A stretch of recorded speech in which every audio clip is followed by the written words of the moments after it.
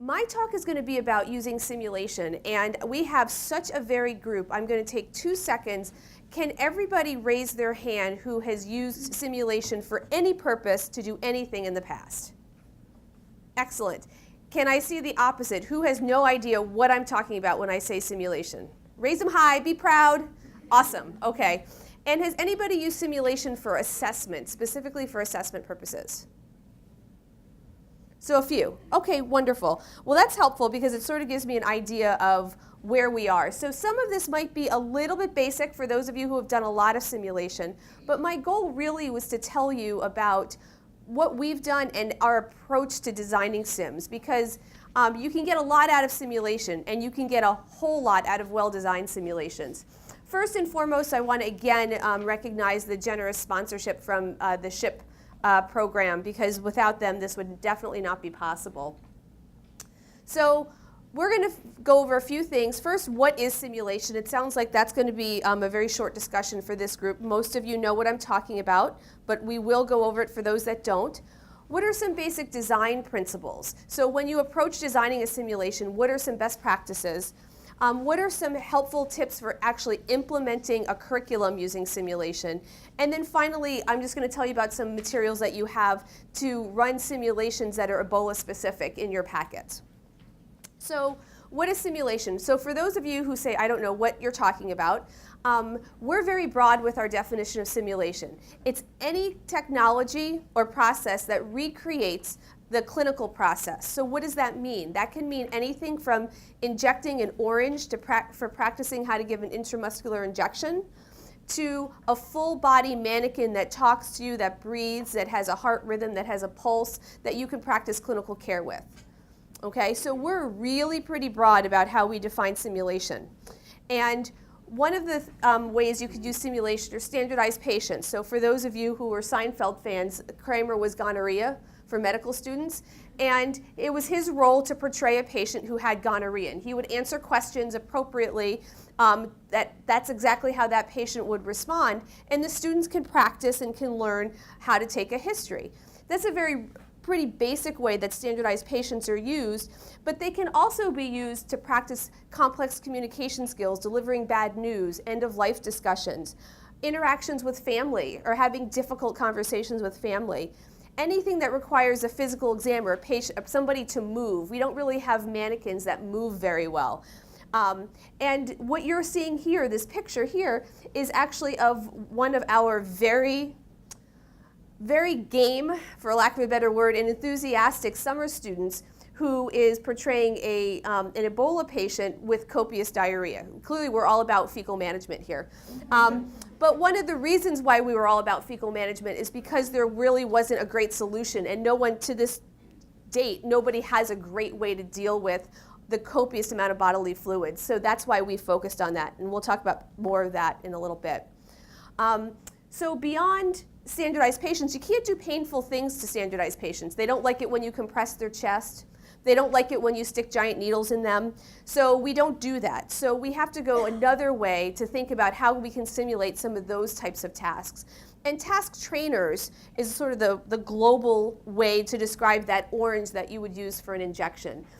Here what we have is, it looks like maybe like there's a whole body, but really it's just a head and a neck, to practice putting in large IVs or central lines in mannequins. You can do an ultrasound on it, you can stick it as many times and it won't complain, and you can practice that isolated task, which is a good thing. Here we actually, I don't know if you can tell, but that's actually a real person with a fake IV arm.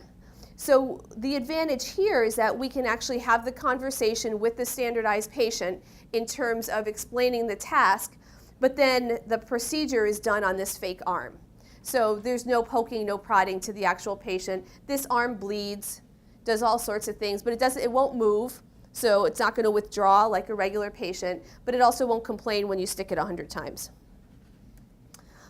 Full body mannequins are a big part of what I do, because I do a lot of team training and support for how teams interact. Full body mannequins range everything from a Resusci Annie doll that you might have used when you took your BLS training, Annie, Annie, are you okay? Doesn't really do much, but kind of sits there, to a mannequin like this, which runs near $100,000 and will talk to you, will breathe, will bleed, will pee, will vomit, and will die and be resuscitated if you do things right. So we use those types of mannequins to do more global patient care. And you can imagine they can also handle some painful procedures, but they're not quite as adept at doing all the range of procedures that you need, which is why the task trainers are important. But then you can also do what we consider like multi-unit care. So the patient is sick, starts in the emergency department, has to go to the ICU, has to get transferred to another hospital, is put on a helicopter, all those kinds of things. This guy is your man, if those are the sorts of things you want to do. And then finally, virtual reality. So virtual reality can be immersive. It can incorporate a lot of different people, and they can be distributed. So you can actually run like a VR scenario. I can be in Dubai, you can be in London, somebody else is here, and we can all be working on the same scenario on a computer in a VR environment. So VR is very interesting to the military especially because of that capability, because it can be used in a distributed way. So simulation, I don't know, to me sounds great, but what does it really do for you, and what's the advantage? And when it's designed well, the advantage is that it's deliberate, and that sounds kind of silly perhaps, but the idea is I can make sure that every trainee gets the same experience, gets the same skill set when they're done, hopefully, and has the same set of clinical experiences under their belt. So you can imagine, I mean, take away even something as rare as Ebola. You know, depending on what time of day your students work or your learners work or your employees work, they might not experience certain types of clinical issues. Or they might miss that one great case of flu that subsequently died, where it was such a good case for those people who experienced it because they understood how sick people can get with the flu. But the people who weren't there missed that. Well, I can make sure that everybody gets it every single time the way that I want them to see it. Whether it's an unusual presentation, I can build that in. A routine presentation, I can do that too. A challenging family member, perhaps? Sure. A patient that doesn't speak English? No problem. So we can create things the way that you really want them to be to optimize learning. It also allows the opportunity for feedback. One of the challenges that we always have is, you know, we need to give our trainees feedback on how they're doing. But if I don't see them do the thing, I can't give them feedback on the thing, whatever that is, resuscitation, Ebola care, you name it. It also allows opportunity for feedback to the institution, to the system, and to the unit. So the idea is, I think somebody up here, I was in the back, I couldn't tell exactly who it was, said that they were doing sims and keeping a laundry list of things that had to be changed and adapted as they went along. That's system feedback that you can get early and often. And when you do the same simulation multiple times, you'd be amazed that I've done one simulation probably 200-300 times, and it's a little different every time. And the learners learn something unique, and we learn something unique about the system. So so feedback is critical. You can see these are learners here watching themselves perform. Nothing like watching yourself on camera, let me tell you. But you learn more because you think you did something in a certain way. I think that I was very polite and deferential to you, but then I realized, no, I was kind of obnoxious in there, and that's why you reacted, and that's why we kind of didn't do the best thing for the patient or for safety for others. And so the feedback piece is actually very critical. So we talked sort of about the standardized setting for teaching, but it's also really important for assessment. And the idea being, if you want to actually really measure competence, if you want to know that your nurses, your staff, your whomever are competent to take care of a patient with a certain condition, it lets you really do that because you don't actually know until it happens. And this way you can force it to happen, and you can force it to happen in the way you want. You can understand barriers to some of the things that you want to do. So a non-Ebola example that I'll give you is we were going to start using these compression devices in the emergency department for patients who had cardiac arrest, who we wanted to take to the cardiac cath lab.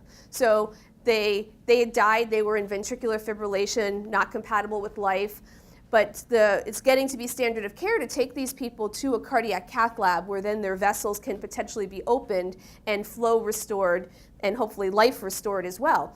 So this device makes it so that one person isn't doing it, but this mechanical device does it. It was an awesome idea, and it is a great idea, and it does happen in our emergency department, except that when we tried to actually put the patient in the cardiac cath lab under the big arm that you need to the fluoro, it didn't fit. So we would have not figured that out until the first patient came in, rolled to the cath lab, and didn't fit on the table. And so those are the kinds of things that you sort of learn with simulation that you really don't want to learn on your first patient.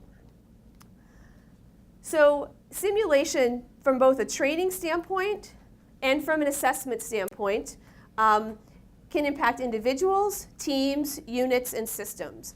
And so what I mean by that is the learner can learn themselves, but you can also practice teamwork and team communication. And I think everyone here sort of has an appreciation for how, especially with Ebola care, it's not even just a single team, it's multi-teams, right? It's the ED team, it's the lab team, it's environmental services, it's the upstairs ICU team, it's the transport team. So we're really talking about teams, multi-teams, units, and multi-units, all combined in one system.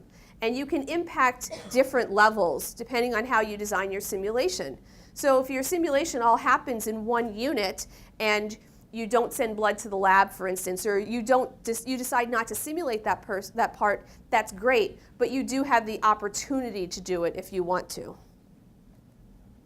And so I think a lot of people who use simulation recognize its value with Ebola patients, but really thinking about why it was so important. The PPE issue just threw everything into like a total tizzy, not only for the reasons that you all heard, but because it started to bring up all these issues from a worker safety standpoint of what does that mean for my regular care? I mean, sometimes it's hard enough to get people to gown and just put on like a regular plastic gown when they're taking care of a bleeding trauma patient, let alone doing all this stuff and then thinking, oh, by the way, you're going to be in there for 4 hours. And yeah, I know you can't really see, but don't stick yourself with that big needle. There were a lot of issues that had to be considered. And so this was a big one. Obviously, the highly infectious nature of the agent, the fact that the patients are critically ill, and the fact that teamwork became so important. I mean, teamwork has been a big issue with patient safety for a long time, but now teamwork was also an issue for provider safety. And that was kind of a new thing, the idea of having an observer and a performer like you heard before. We hadn't really done that before. We had some things where, yes, the nurse would have a checklist while the physician did the task or vice versa, but it was never really so hardwired to have one person with no other role than to stand and watch. And then obviously there were the clinical unknowns. Do patients to get dialysis? Do they get resuscitated? Do they go to the OR? All of those pieces were just huge unknowns. So simulation had a lot of opportunity and a lot of opportunity to really make things better. But you don't just do a sim. You can. So it's not uncommon for people to say, hey, let's simulate this. Let's just have a patient walk in the front door and let's just do it. And you know what? You get a lot out of that. There's no doubt in my mind. But if you really want to maximize what you're going to learn, then you want to be a little bit more systematic about your simulation design. And so don't freak out about the next slide because it's a little crazy. But this is in your packet. But what we're really going to talk about, this is part of usually a 2-hour workshop that I do, but we're going to focus on some key pieces that hopefully you'll take home with you and really be able to implement immediately. We're going to focus first on the preparatory phase, and a lot of this, because you're all in this room and we're talking about Ebola, kind of the problem's been identified, but then you really want to focus it. What is it that I really need from this simulation? Or what do I really need my people to be able to do? What's the task? Sort of like what Sarah did when, you can talk about, okay, well, yeah, we need to know how to take care of patients. Well, no, we're going to talk about fecal management. Well, no, we're going to talk about fecal management in awake, alert patients who can cooperate. you need to get down to that level so that you know exactly what you want to simulate. Because if you're practicing, and then you realize, oh yeah, well, we don't know how to do this for vented patients. Well, that's because that's not how you set it up. So you want to be really mindful about what it is that you want to do. You then want to be really careful about defining your participants. Are they trainees? Are they experienced practitioners? Are they experienced with what you're training them? So I would argue we're all trainees when it comes to Ebola care, unless there's expertise out here that I'm not aware of. We're all in the novice stage. So that's really important to understand. With Ebola, also understanding and I think acknowledging the fear factor that people have, and just knowing that that's where your learners are coming from. And in many cases, that could be their motivation for being there. So that could be a plus and a minus, right, depending upon how you use it. But these three things will help you define the objectives of your simulation. And this is probably, of everything, like that's the key thing, right? So again, going back to that fecal management case is, do you want the patients to be intubated? Are you taking care of a critically ill patient? Or is it just a patient at the beginning of the disease? Is the point to be taking care of that patient? So at the end of this session, learners will be able to, is it managed fecal management and intubated patient? Is it communicating with the lab, or is it drawing blood? Which piece of the puzzle do you want them to be able to do? Because that then tells you what modality of simulation you want and how long the simulation needs to be and which groups you need to be involved. So if it's just teaching me how to do a single procedure like an IV placement while I'm in a suit, you could clone that station. You could have 10 of those, right? 10 IV arms, 10 people in suits, 10 people watching, go, and you just do your thing. Whereas, okay, we're going to simulate a patient arriving at the emergency department and then transferring upstairs. Whoa, that's huge, right? That's like a whole multi-unit thing, and the cost and the planning required gets much, much bigger. So, as I was just saying, the first thing you do is you choose your simulation strategy. So, before you can do that, you have to describe the scenario. So what is it that you want to simulate? So somebody tell me one of the folks, I was just so fascinated that we had so many lab and bioengineering folks. Tell me something that you would think that you might have to simulate in your lab. Otherwise, I'll make it up and it'll be wrong. Collecting samples, like patient samples. So going to the patient, so getting somehow the blood from the patient bedside to the lab. Do I have that right? So that's fine. So is the patient, how sick is the patient? How many tubes are there? Children. So it's a pediatric tubes, child, a lot of blood, a little bit of blood. Is it all blood? Is it urine? Do you see what I mean? Like, it sounds kind of silly, but those are the things that you want to know, because that's going to help you decide what you're actually simulating. And what the process, and within what the process is in your hospital as well. So for our simulation, and this is more than a few sentences, but we really did focus on this fecal management issue. And I know it sounds like it's strange, but when we realized that everybody was complaining about it, nobody had a solution, we wanted to understand it better. So what does it mean to have to clean linens for someone who was actively defecating copious liquid diarrhea that was had a huge infectious load, a huge viral load there? So what does that mean? And that's really what we wanted to look at. So we made the decision that it was a young person, because we didn't want to be dealing with somebody who was hypotensive from other issues, or an older person maybe. We didn't want to deal with any of that. So the person could help us. They weren't so sick that they were on death's door, but they were actively in the disease state where they were having a lot of stooling. And we needed to change the linens. So the patient can cooperate and assist, but she can't stand. So we wanted to make it so that this is not somebody that we could say, stand up and get everything taken care of. We wanted to make it so that we had to at least do some of the rolling.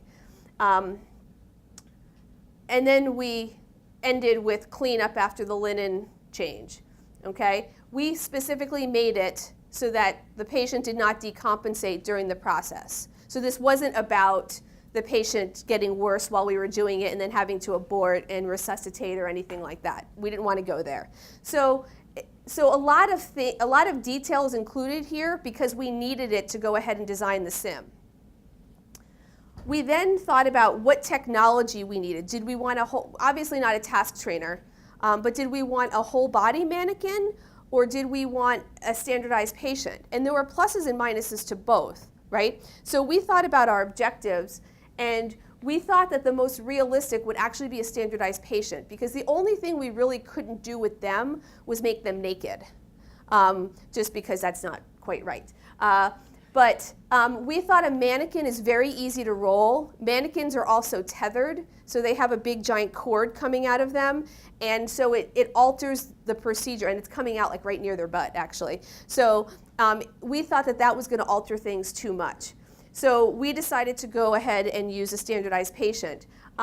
You want to think about what you have available. Standardized patients are actually pretty cheap, relatively speaking. Mannequins very expensive, and if you take a mannequin out of some other training, that could actually increase your cost. So you want to make sure you're thinking about what you have available and include the cost of time, programming a mannequin, etc. So this is sort of a picture of what we set up. This is our very brave standardized patient/student. We used a mixture of pudding and milk, Ross? Pudding and water. Pudding and water. We tried several things. Root beer is too thin. And we rigged up a bag with long tubing that kind of sat right here, and our standardized patient would let it release every so often. So she could actively stool while we were doing the procedure. And that actually takes some practice, right?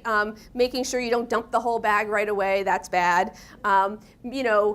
She kind of played off of some cues, knowing when she should stop, even if she hadn't run all of it. We practiced how much you had to use to actually run on the floor, because we wanted to simulate that as well. So what do? People had complained beds aren't made with edges. So what do you do when this is all over the floor, and how do you handle that? So we were very specific. It sounds silly, but we were very, very specific about those things. So after you've sort of got your scenario, you want to look at your events and your triggers. And what does that mean? Okay. So this is like the only sciencey thing, hopefully I'll say the whole time, I hope.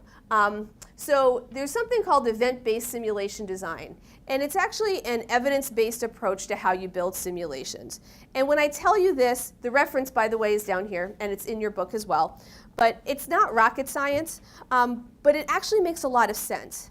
And so what you think about is, even in a simulation that's as simple as patient stooling, need to clean linens, there are separate events that happen, and there are things that trigger those events. So why bother with that? Well, it actually helps you know when things are going to happen. So for instance, first you expect that people are going to prep their supplies. So these are all the behaviors I expect to see.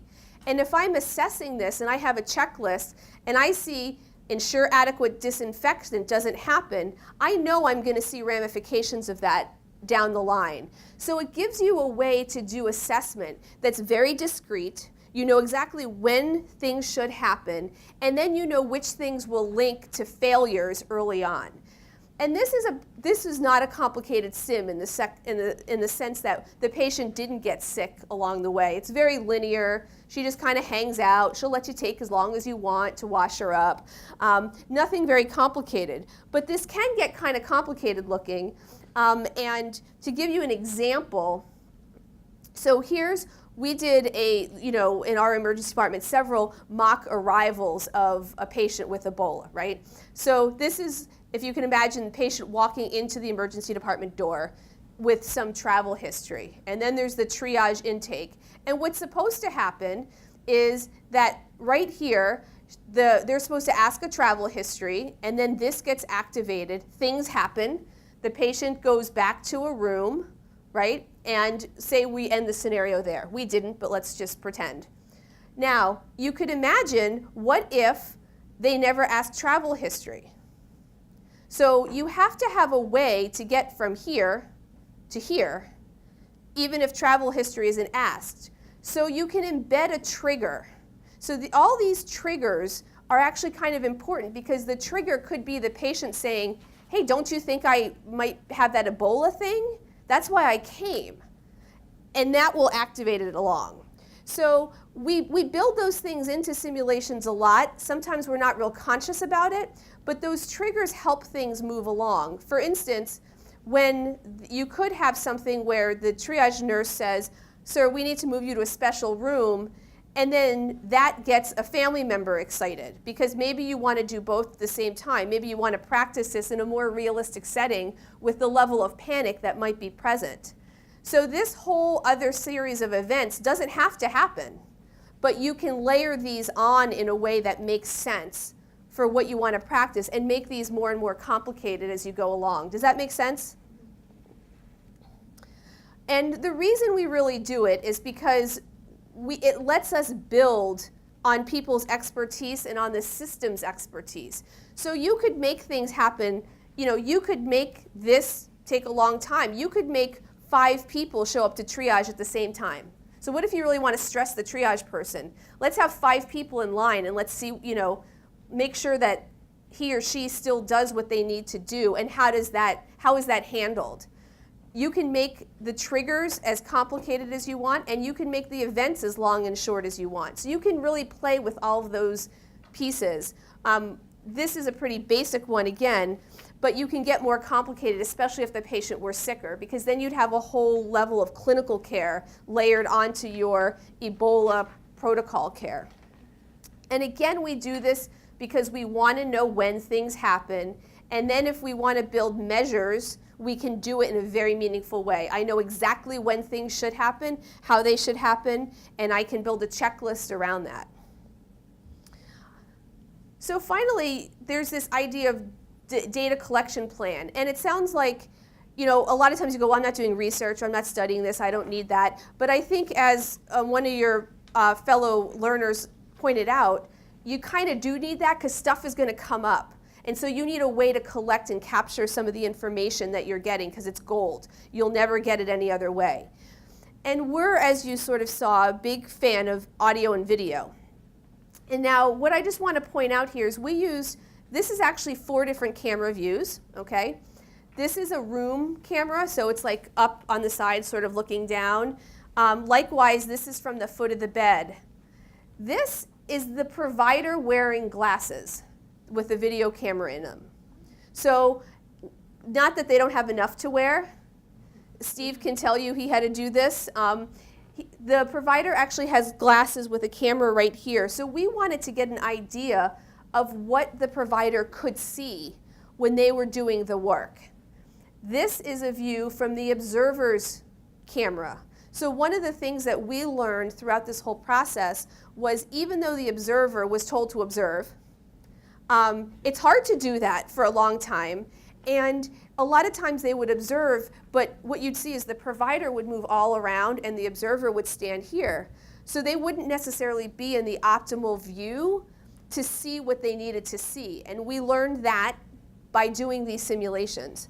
The cameras can also be useful, so I believe Brandy's wearing a pair there as well, because we wanted to understand what it looked like from a patient perspective to have these 2 moon-suited people coming at them. And so you can do a lot with video, and it doesn't have to be this fancy, but even these cameras, they were like $200 or something like that, so not a huge outlay of money, but we really learned a lot from them. And so you want to think about how you're collecting some information when you do sims. Is it like this? Is it, then you can have observers with a checklist, all sorts of opportunities. And so we're more research focused, so we think about like patient care metrics, teamwork metrics, safety metrics, whatever you're trying to measure. You want to think about these types of things. Direct observation, so people in the room with it, versus pulling the video afterwards and coding, whichever you think is best. And then there's nothing more valuable than the participant comments. So getting people out of the suits and debriefing them and saying what happened and asking them from their own perspective. To go back to some of what Sarah showed, we actually needed to find a way to add fatigue into our FMEA. So I don't know if you mentioned that, Sarah, but that was such a huge thing because people came out of those suits like looking like they had just been, I don't know, run a marathon. And so we knew those kinds of things were important, but the only way you know it is to ask and to give people a chance to debrief. And so debriefing in our simulation literature is like the most important thing in all the land. So for every 15-minute simulation we do, we debrief for about 45. And we find that that's a pretty good balance to let people talk about their experience, to then guide them through their experience, because it's not just a willy-nilly, hey, what'd you think? You do a little bit of that, but a lot of it is guided and letting them watch video and sort of like, so what happened here and why did that happen? And you guys didn't do this protocol, why not? And a lot of times there's a really good reason why people didn't do what you expected them to do. And so learning from that is really, really important. Again, we use video review a lot because people don't believe it until they see it. And everybody in training is well-meaning and wants to do the best they can, but sometimes they don't do the right thing. And being able to watch yourself is really helpful. The last thing we do is we want to make sure, again, that we are providing feedback, and that's not just feedback from like the instructor to the individual, but again, that's feedback to the system. So you need to have a way to take back to the system, hey, you know, one of the problems is spacing. One of the first system simulations I did now probably 10 years ago was with code blue teams, so cardiac arrest teams in the hospital. And we brought a mannequin up to this room, and they said, this is a VIP room, so it's not often used, so you guys can use it. And we thought, great. Put the mannequin in the bed, and I went in the hall and said, help, help, help. And they called code blue, and the team came down, and the anesthesiologist came down, and they went to intubate the patient. So they went to put the patient on a ventilator and put in a breathing tube in. And they went to roll the bed. Well, because it was a VIP room, it had this really nice wardrobe right at the foot of the bed. It was lovely, except that you couldn't fit a person at the head of the bed and space to even walk and the wardrobe. So the mannequin got intubated by the anesthesiologist standing on one leg, leaning over, doing the whole shebang. But we didn't really think, like we never thought we'd see something like that. So then it became, well, who do we tell? Like how do we, like who's the person that we now go to tell that this is what happened? And so knowing that you're going to find those things and that you have buy-in from the right people to learn from your experience can be really, really valuable. And the only other thing that I want to stress, because we didn't really have time to talk about it, is really thinking about testing your sim and then the clinical impact of doing your simulation. In other words, if you have to take a bed down, if you have to take your OR down, or shut down half the emergency department to do a simulation, that's a pretty big deal. So you need a lot of buy-in to do those things, and so that's why you want to make sure it's right the first time. So you really want to sort of practice on the side so that when you do your big simulation, you have a lot of good information from it, because it takes a huge number of resources, not only space, but just your personnel resources, because they're not providing patient care, and that can be a challenge. Yes? I think one of the other important things before you do a simulation is to let people know that for this especially, we're not testing their clinical skills. We're testing what we're using the whole thing. Like, I went to Simulation Summit and I thought, okay, this was like a military team, and like one of our Canadian Armed Forces were a team that did simulation very regularly, and then there was another team that was from the Simulations Institute themselves, and I thought, oh, this is going to be so smooth and it's going to be so perfect, but it wasn't. And the whole point of simulation is not to make things go perfectly. It's so that we can learn things in a safe environment. And if you preface it with that and tell people that, they don't feel the pressure to perform perfectly, and that they know that the whole purpose of the simulation is to actually suss out what the problems are, and then just to really listen to whatever their feedback is and make changes based on that, and that they know that they have a valuable voice and that their feedback's important. So I found that was really important for the beginning of the simulation before you even start. I think that's really true. Setting up a place of psychological safety, if you will, for all of your learners is really critical. What I try and get our learners to understand is I can make the simulation as hard as I want. So when I do simulations, Dr. Wong here has been a victim in the past. For our residents, if they walk in the room and for whatever reason they get it right away, my point is not for them to get the answer, it's to learn the approach to a patient with problem X. So I'll just change the answer to make them, because the beginnings all look the same. Weak and dizzy in an 80-year-old always looks the same, but it can end up 100 different ways. So you also want to remind, like the better that they do, the more you can layer on some of those other targets and events. So if they struggle, then whatever it is, it's a good thing. Making mistakes is a good thing because it's better to make them here. And they're mistakes because we're all novices. We don't know how to do this. But I think that's a really good point. The psychological safety place in the beginning and making sure that everybody understands so they don't judge one another either, I think can be really important. Yes? The one about under post-simulation and feedback to the individual or the team, are there certain ways that you do that you found is more effective? So let's say you use a portion of a team to test or simulate something. How do you then take that and communicate out to a large group if you can't get all of them through that particular sim? Oh, I see what you mean. So how do you take the lessons learned with a small group and report them out? Yeah. So I think there are a couple ways you can do that. So if it's in fact that you learned process information, I think that even a lot of times people will let you show portions of their experience. So I have gotten permission from some learners, kind of like what you saw here, to say like, can I show, do you mind if I show just this one little piece? And you can take a 2-minute video clip and then put on what you've learned, and that can really do a lot. We also have done sims. I've done sims in auditoriums, like bigger than this, and I do the sim right here, and everybody gets to learn. Now, the people who volunteer for those tend to be extroverts. They tend to be willing to put themselves out there. So don't just like randomly do that to somebody. But you can do, there's a whole field now of telesim where what happens in my simulation center can be televised elsewhere, so people can watch as well. Again, it's that safety issue. If I walked in and nobody told me and suddenly I found out like 100 people were watching me, I'd be a little upset myself, and I'm a fan. So I think you have to just set people up for success. But either using a small clip of information or letting them participate in the thing as a whole can be really helpful. Any other questions? So we want to make sure that you guys stay on time and get breaks. So what we're going to do super quickly is have you look at the app that we've provided for you. So Carly, can you pass out the tablets? If you guys go to the very front of your books, in the pocket, what we have provided there for you is a way to download an app. And you don't need to do it now. It works on iPads, so it's Apple compatible or Android compatible. And it is a walk-through application for just-in-time training for fecal management. Again, we're all about the poop.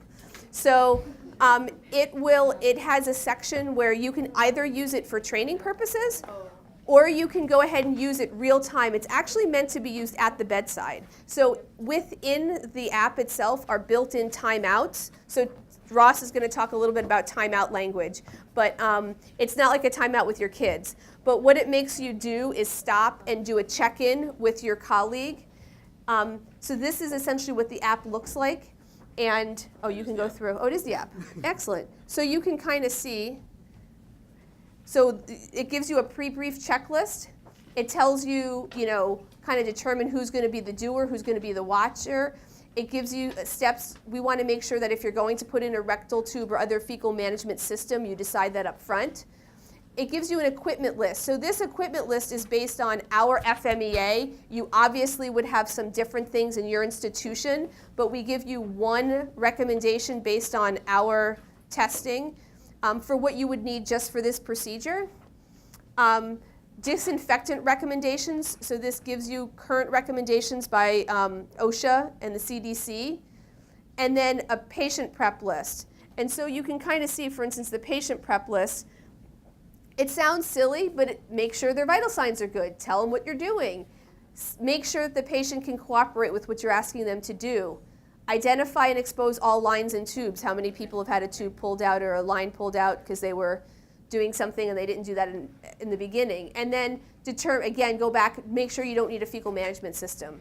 So we're not going to go through this whole app, certainly. It's useful for training, but it's also useful for at the bedside use.